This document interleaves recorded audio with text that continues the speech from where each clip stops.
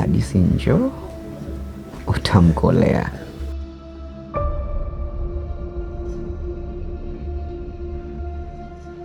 Hakuna mahali popote utaenda Joji. Peleka hilo begi lako ndani, uje tukae hapa tuongee mambo yaishi. Sawa? Funguo nimezitupa zile kule. Zile. Nini ndio unachoshukuru? Hii hela uliopewa sio kwa manufaa yako. Umepewa pesa kwa niaba ya binti yangu. Mama, ufake. Malaya mwenyewe, mshenzi mkubwa wewe. Alafu wewe na adabu siku nyingine. Alafu na wewe, nimekuambia nataka picha zangu. Usiniletee upumbavu. Malaya nini?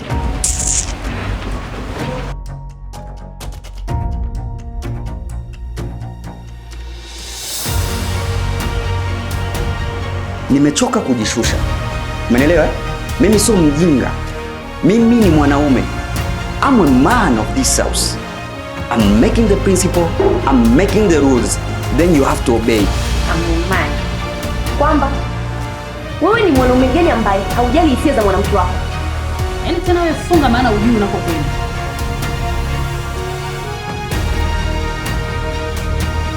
Wewe achana na habari za kuwaza sijui kwa atasema nini. Wewe unajua ukishafanikiwa watajileta. Wao watakuja wenyewe. Kwanza maisha yanayopitia humu ndani yanaumiza kuliko hata ngumi yako. Yanaumiza kitu gani? Kuna siku umekalia senyenge. Ni wapi umewahi kuona mwanaume anakwenda kwa wako kuomba hela? Hakuna muda hata wa kutosha kukaa nyumbani na familia yako. Nakumbuka, yani kuna mdada akampigia simu akawa anamwambia sijui aende nyumbani kwake, kitu kama hicho. Nisikia sauti ya mdada.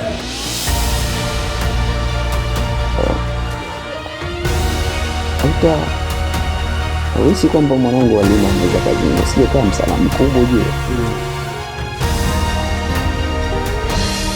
Sijui nikuweke kwenye fungo gani, mana moyoni umeondosha imani. Nawaza pengine nisinge kujua wewe na matatizo yangeondoka humu ndani.